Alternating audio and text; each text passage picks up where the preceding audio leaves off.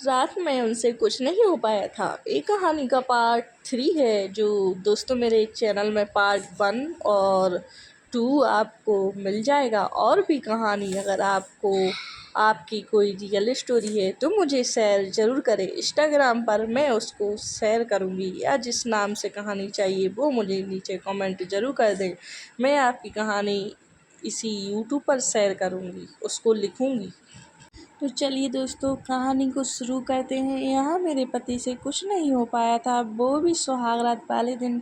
मेरे मन में बहुत सवाल उठ रहे थे कि आखिर क्यों, क्या ये मर्द नहीं है, कुछ और ही है। बहुत सारे सवाल मेरे मन में थे। आखिर क्यों, अगर कोई प्रॉब्लम भी थी तो दवा क्यों नहीं करवाई। बहुत सारे विचार और सवाल थे, लेकिन फर्स्ट नाइट की वजह से उनको कुछ बोल नहीं पाई।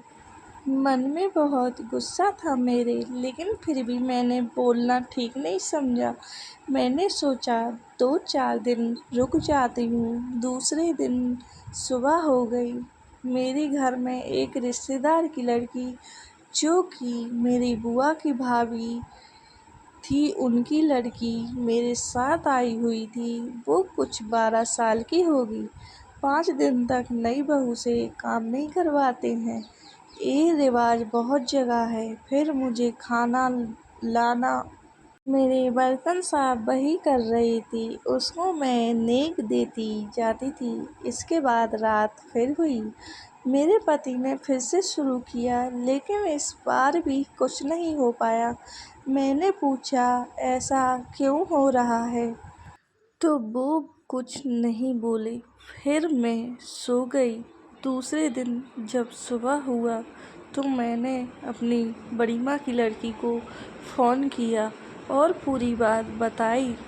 वो भी सुनकर घबरा गई और बोली, क्या तुम्हारी फर्स्ट नाइट ख़राब हो गई और दूसरे दिन भी वही हुआ? क्या प्रॉब्लम होगी? तुमने बात की उनसे?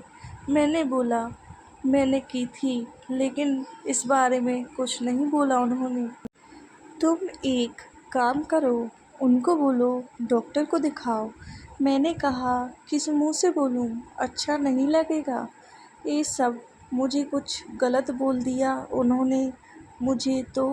दीदी बोली, इसमें डरने की कोई बात नहीं है। अगर सब खराब निकला तो क्या करोगी तुम? टाइम रहते कुछ हो भी जाएगा। मेरी बात मानो, जांच करा लो।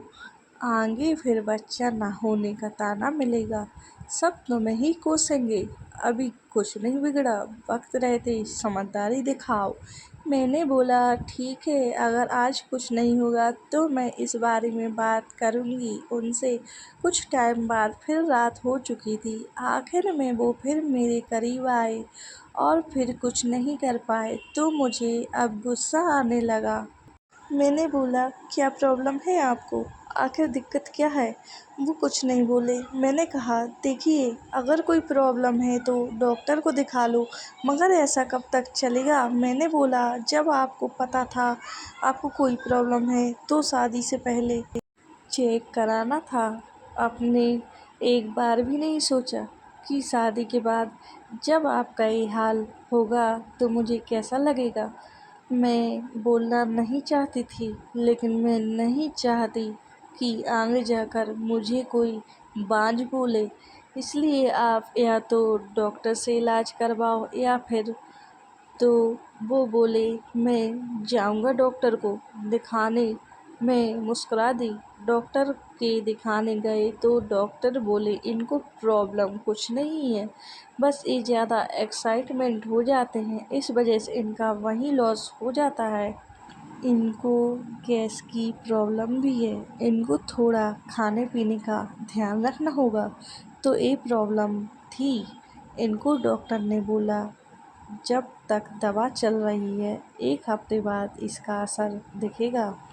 कुछ दिन बाद वो मेरे करीब आए तो उन्होंने रोमांस किया मेरे साथ। मैं अब खुश थी, लेकिन मैं जैसे ही बाथरूम गई तो उन्होंने लाइट चालू किया और बेड तरफ देखे। मुझे अच्छे से समझ आ रहा था ये क्या जानना चाहते हैं, लेकिन मैंने कुछ नहीं कहा। किस मुंह से क्या कहती। मैं अपनी की हुई गलती पर पहले ही बहुत रो चुकी थी। अब सुखी जीवन चाहिए था मुझे, जो कि मुझे अब मेरे पति से मिल रहा था। हम दोनों में सब ठीक चल रहा था।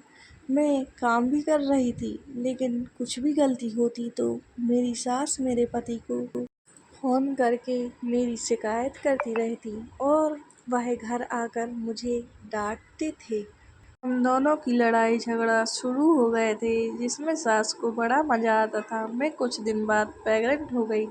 मैंने सोचा कि जब हमारी लड़ाई होती है तो मैं क्यों दूँ इस बच्चे को जन्म। बहुत सोच विचार कर मैंने ये फैसला लिया कि मैं इसको गिरा दूँगी। घर वालों से बात की तो उन्होंने सलाह दी कि चिंता मत करो, सब ठीक हो जाएगा। हो सकता है बच्चा हो जाए तो सब सुधर जाएगा, तुम्हारे पति बस सुधर जाएं, पति का साथ होना ज़रूरी है। फिर कुछ देर बाद मैंने अपने पति से बोला, मुझे ये बच्चा नहीं चाहिए। मेरे पति मुझे बोले, तुम ऐसा कुछ नहीं करोगी। मैंने कहा, क्या फ़ायदा इसका, जब हमारी लड़ाई होती है वो भी आपकी माँ की बातों में आकर मुझसे लड़ते हो। उनकी हर बात सही लगती है, मेरी नहीं। तो बोले, ये सब छोड़ो, मुझे ये बच्चा चाहिए। मैं तुमसे बहुत प्यार करता हूँ। अगर तुमने इसको गिराने की सोचा भी तो मैं तुम्हारे पास कभी नहीं आऊँगा। ये सब देखकर सुनकर मुझे माँ की बात याद आ रही थी कि वो बोल रही थी, सब ठीक हो जाएगा, तुम्हारा पति भी सुधर जाएगा। मैंने भी सोचा हो सकता है सुधर जाए, लेकिन यहाँ सास के अत्याचार नहीं रुके।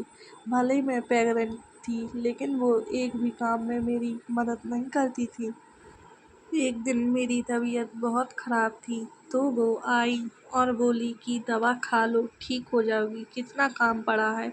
मैंने कहा, मम्मी मेरी हिम्मत नहीं है। वो बोली, दवा खा लो, ठीक हो जाओगी। जब बीमार होते हैं तो ये मतलब थोड़ी है घर के काम रुक जाएंगे। दवा खा खा कर काम करो, करना तो पड़ेगा। इतनी खराब थी वो, कुछ मत पूछो।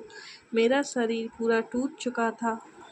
मैंने अपने पति को फ़ोन किया तो मैंने बताया उनको। उन्होंने कुछ नहीं बोला। वो बोले, ठीक है ना, तो दवा ले लो और आराम हो जाएगा तो कर लेना काम, क्या दिक्कत है, रोटी पानी ही तो करना है, घर के काम है, ज़्यादा मेहनत नहीं लगती। ये सब सुनकर मुझे बहुत गुस्सा आया। मैंने बोला, जब ध्यान नहीं रख सकते थे तो ये बच्चा क्यों पैदा करा रहे हो।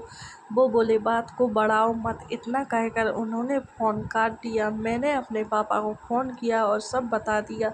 कुछ दिनों बाद मेरे पापा मुझे लेने आ गए और मैं जाने की तैयारी कर रही थी। मेरा पति बोला, जल्दी आ जाना। मैंने कहा, क्यों, काम करवाने के लिए। जब तक मुझे ठीक नहीं लगता मैं नहीं आऊँगी। उस पर से मुझसे लड़ने लगा। मैंने कुछ नहीं बोला, अपना बैग उठाई और बोली, चलो पापा। हम निकल गए। मेरी सास ने मेरा सब कुछ रख लिया था, पूरा जेवर, कुछ नहीं दिया मुझे। और मैं अपने घर आ गई। मुझे पूरा रेस्ट मिल रहा था, क्योंकि मेरी माँ पूरा काम करती थी, मैं कुछ नहीं, बस आराम ही आराम। पापा भी मुझे सब कुछ लाते जो मन होता। मेरा अब धीरे धीरे टाइम बीत गया, लेकिन मेरे पति का एक भी बार फ़ोन नहीं आया। उसको तो मतलब ही नहीं था मुझसे, वो तो माँ के गुलाम थे। अब टाइम हो गया था, तो 9वां महीना लग गया तो मैं ससुराल पहुंच गई, जहां मेरा भाई मुझे छोड़ने गया था। मेरा पति नहीं आया था मुझे लेने। मैं बहुत गुस्सा थी, उससे बहुत गुस्सा आ रहा था। मैं घर पहुंच गई। सास ने कुछ नहीं पूछा मुझसे, ना मेरे भाई को मैंने ही खाना बनाकर खिलाया और खुद खाई। इसके बाद दिखावे के लिए सबने मेरे भाई से घुल मिलकर बात की। दूसरे दिन मेरा भाई निकल गया। अब फिर से वही रोज के काम शुरू हो गए। मेरा पति मेरे पास सोता और मुझे सहारा देता था, लेकिन मुझे ज़्यादा खुशी नहीं थी, क्योंकि उसने मुझसे मेरे हाल चाल तक नहीं पूछे थे।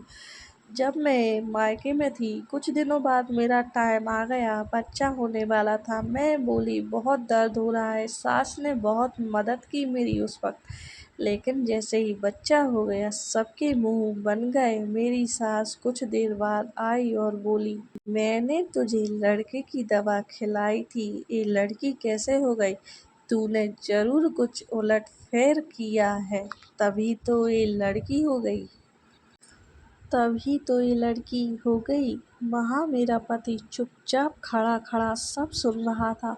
मैंने कहा, ये कैसी बात कर रही हैं आप? लड़का लड़की देना ऊपर वाले के हाथ में है, इसमें मैं क्या कर सकती हूँ? और आपने मुझे दवा खिलाई थी, वो भी लड़के की, शर्म आना चाहिए आपको। तभी मेरे पति ने मुझे गाल पर चाटा मार दिया कि चुप कर, कैसे बोल रही है मेरी माँ से। वो बोला तो मैं बोली, वाह, तो ये है आपका रूप, असली रूप। तुम लोग तो कहते थे बेटी बनाकर ले जा रहा हूँ, कोई तकलीफ नहीं होने दूंगा। अब क्या हुआ? सब झूठा दिखावा था। अपनी नाक ऊंची करने के लिए सुंदर बहू चाहिए थी, और अब लड़का। इसके बाद वो लोग वहाँ से चले जाते हैं। कुछ दिनों बाद मेरी छुट्टी हो गई, लेकिन घर ले जाकर किसी को खुशी नहीं थी।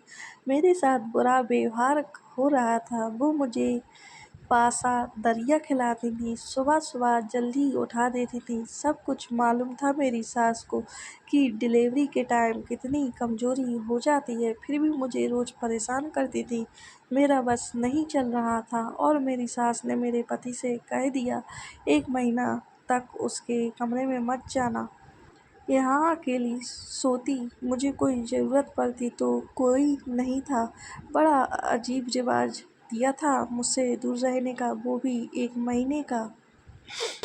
ये सब देखकर मुझे घुटन पैदा हो रही थी। मेरे पति बाहर ही मांग लेते थे। मेरी बेटी को एक दिन नंद ले गई और उनको दे दिया। वो अपने पास ही रखे रहे। बाद में मेरी बेटी को वो रख गई। ये तमाशा चलता रहा। मुझे देख देख कर घुटन होती। अब मैंने बोला, मुझसे रहा नहीं जाता, मुझे मेरे घर जाना है। तुम लोग ध्यान रखते नहीं, रात रात भर तुम दूर रहते हो, मेरा ख्याल रखने को कोई नहीं है। मेरा पति बोला, अच्छी भली तो हो, क्या दिक्कत है? उसने नहीं सुनी मेरी। मैंने फिर अपने घर फ़ोन किया और वो मुझे लेने आ गए। तब मेरा पति बोला, तुम्हें जाना है तो जाओ, बेटी यहीं रहेगी।